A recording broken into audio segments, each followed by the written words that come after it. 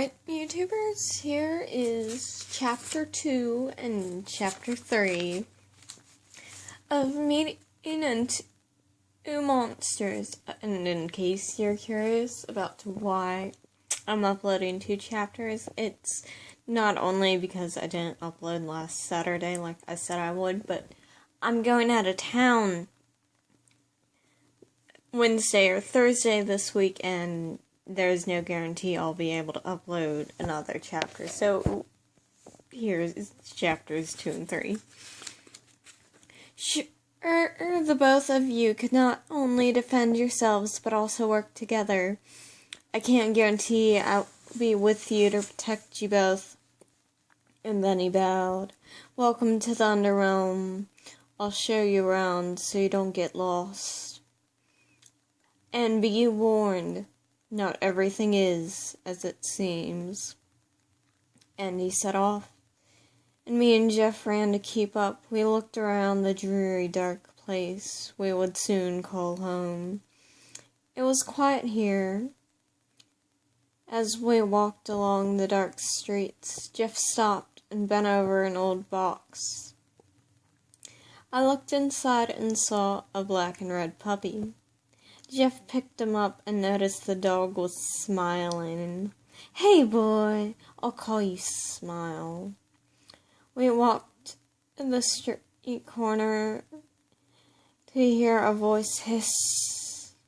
"Ah, Slender Man, what a pleasant surprise to run into you here of all places. But if you're here, that means it's true." A cackle. Me and Jeff froze on the spot. Next we heard a growl that made our hair stand on end. And the sound of someone being shoved into a wall. "Piss off, Rake. And if you so much as touch a hair on either one of my proxies' heads, you'll wish I killed you last time." Jeff, Scarlet, let's move. We're burning moonlight. We sprinted to Slender Man's sides. He draped an arm around each of us protectively and set off again at a much slower pace. We kept up easily enough and got to the house. Slender Man let us inside. There's 3 bedrooms upstairs. Each has their own bathroom. There's food in the kitchen, and you each get 200 as allowance each month. It's settled in. I'll check in on you both later, Slender Man says as he walked out. Oh, and one last thing. Stay away from Rake. And he was gone, just like that. I locked the door and yelled, and me and Jeff climbed the stairs, picked our rooms, and fell asleep. The next morning I woke up to whining. I sighed, got up, opened my door, and Jeff Smile ran out down the stairs. I followed and opened the back door. Smile barked and ran out to do his business. I heard a dry laugh. It was the voice from before. Right. "Come out, little proxy, come play." Smile ran back inside. I followed. "Come out, little proxy, come play." I heard Rake's laughter. I ran up to my room and got dressed. I lifted my pillow and holstered my gun, buckled my boots, grabbed my sword. "You wanna play? Let's play." I crept out into the backyard. I heard Rake's laughter from the woods. I cracked my knuckles and hopped the fence. I heard the laughter as it grew louder. I growled, Come out here so I can shish kebab you. The next moment, Rake was in front of me. I wasted no time. I punched him as hard as I could. I heard a crack. Rake hissed. You little brat, you'll pay for that. I'm not scared of you. I switched to defensive. You'll regret saying that. I'll show you fear beyond your worst nightmares. Try me. I smirked. He hissed and lunged. I dodged and kicked him. He tried to grab me. I smirked and phased into the ground. What trick is this? I grinned, full of malice. No trick, I said, kicking him in the back.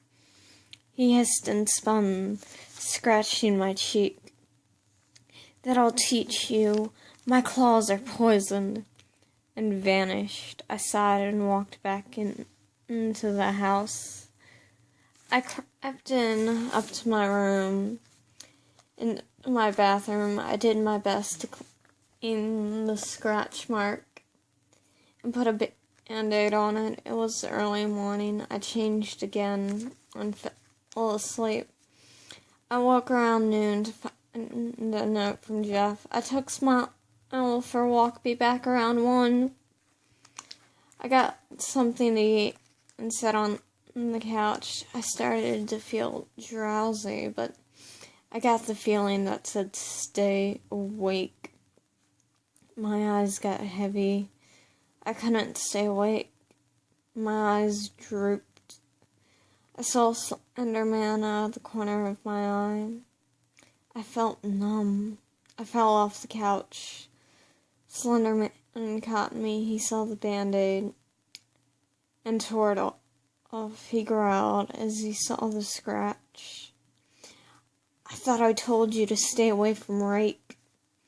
I could feel the tension through him as he held me. Sorry, I said. He was in the backyard. I couldn't help it. Natural instincts, I suppose. I smiled weakly. What's Rake's poison? It's the poison of the underrealm. It kills anything from the overworld. He looked down to see the confusion in my eyes. The overworld is your world, the world of humans. Will the poison kill me? Yes. Is there any way to stop it?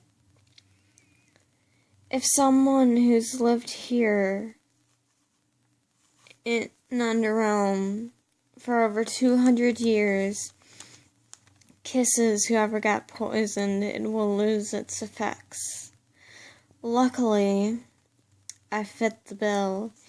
He shifted so I was leaning against his shoulder and lifted my chin and pressed his mouth against mine. Almost immediately, I found as the poison wore off almost immediately, and I found myself kissing back all too soon. Slenderman broke the kiss, and he pressed my face to his shoulder. Sleep, he whispered in my ear. You're safe now. I fell asleep, and for the first time in a long time, I slept soundly. Jeff walked in to see a rather odd and unusual sight. Slenderman was sitting on the floor, holding a sleeping Scarlet. What's going on? Slenderman looked at Jeff. I walked in to find Scarlet almost on the floor. I tried to move her, and, well, this happened. Jeff nodded. Sounds like Scarlet. He sat in a chair facing Slenderman. Is there something you wanted to know, Jeff? Yeah, there is. What's the point of us being here? Me and Scar were nothing special. Slenderman sighed. Jeff, that's not true. You and Scarlet both have so much potential, and you're both extraordinary with knives.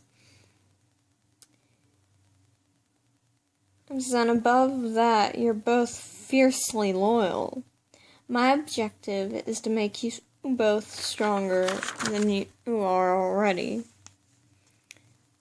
Jeff looked shocked. Do you really mean that? I do. Just and Scarlet woke up and yawned and snuggled deeper into Slender Man's shoulders. I realized in that moment my blanket never kept me this warm, and 2, my bed doesn't have a heartbeat. I couldn't bring myself to move, to relax. I heard Jeff scar, come on, get up, it's almost dinner. I groaned and pressed closer to the source of warmth. Proxy, get up. That voice cut through me like knives. I got up and walked into the kitchen. I looked around and found a pack of flank steaks and a bag of potatoes. I walked out and looked at Slenderman. He hadn't moved. Are you staying for dinner? No, not tonight. It's good to see you both settling in. I must be going. One last thing. I want the both of you to start sparring in and a hand and weapons. Is that understood? Yes, sir, we both replied. Good. I'll be by in a few days to check on your progress. And he was gone. I sat and started cooking. After we ate, we searched the house for a room to train in. We found it. It was next to the back door. It had high ceilings, padded floors, weapon racks. We changed into sweats and tanks. We sparred for 4 hours and got nowhere. I sighed and changed. Jeff did the same. Alright. We're not gonna get anywhere like this. I packed my stuff. Jeff did the same. Where are we going, Scar? Training expedition. Jeff nodded and grabbed Smile. I wrote a note for Slenderman. Training expedition in Overworld, and put it on the counter. We left for the cave. As we walked in, I felt the energy swirling around. Jeff looked at me. How do we get back, Scar? Easy. I closed my eyes. I reached inside for the power that's been there since I was small. I tapped into it and extended my hand midair. Overworld, I commanded. The cave jerked forward and spat us back out at the campsite. I shook my head. Jeff groaned. From the looks of everything, we had only been gone a couple hours. Let's get to the car. I pulled out a map and sheet of paper. Alright, let's see. We take a boat to Ireland to learn street fighting, and then another boat to Germany. Then we can drive to Russia to learn Russian fighting, then another boat to Japan to learn martial arts. Okay, 2 things, Scar. What, Jeff? 1, how are we going to pay for all that? And 2, how much time are we spending in each place? 3 months each place, and as for the money, I have a safe house near here. Jeff nodded and got in. I put the map and paper in my bag.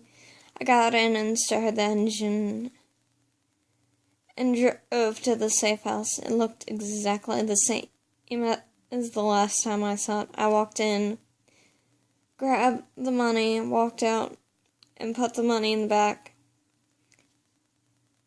I hopped in and drove to the docks. Chapter 3. We arrived at the docks and walked to the man in charge. I asked about a boat to Ireland and how much it would cost to bring the car on the boat. The man thought about $380. I nodded and gave the man the money, and he let me stow the car below deck. When do we leave? In 30 minutes. Anything else you kids need? What's today's date? December 18th. We'll arrive in Ireland late on the 20th. I nodded. As the man walked away, I rolled my shoulders. Might as well get comfortable, Jeff. We're gonna be here a while. Jeff sighed. Welcome to the land of boredom.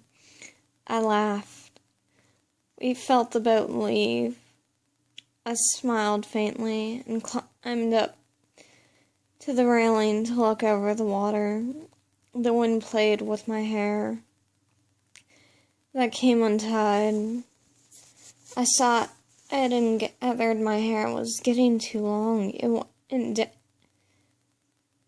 down to my waist. I grabbed a 25-inch kukri and cut my hair mid-shoulder. I looked at my reflection, pale skin, dark, almost black, crystal blue eyes. I wasn't pretty. I wasn't stunning. And I never had a boyfriend. Never went on a date. My first kiss went to a killer, and my second kiss just thought it made me blush. I shook my head. No, I can't think like that. Slenderman's more or less my boss. I sighed and went inside to find Jeff asleep. I smiled faintly. I got comfortable and fell asleep. I woke to the feeling of being watched. I opened my eyes to see a member of the crew watching me. He met my eyes and looked away.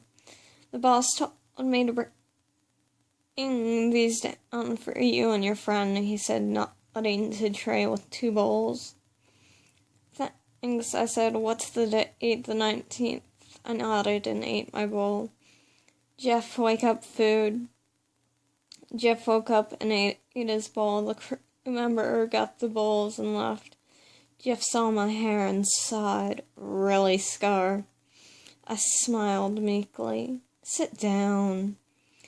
I sat down and Jeff sighed again and got his brass knuckle knife and pressed the button. The knife popped out. Now hold still. And sat down behind me and started evening out my hair. And humming the tune, I was in the kitchen. The night Slenderman came for us. You want me to sing the song that goes with that melody? Will you please? I smiled and started singing. Lay down your head and I'll sing you a lullaby back to the years of Louie Liley. And I'll sing you to sleep, and I'll sing you tomorrow. Bless you with love for the road that you go. May you sail fair to the far fields of fortune, with diamonds and pearls at your head and your feet. And may you need never to banish misfortune.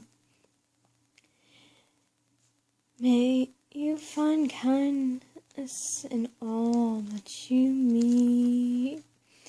May there always be angels to watch over you, to guide you each step of the way, to guard you and keep you safe from all harm.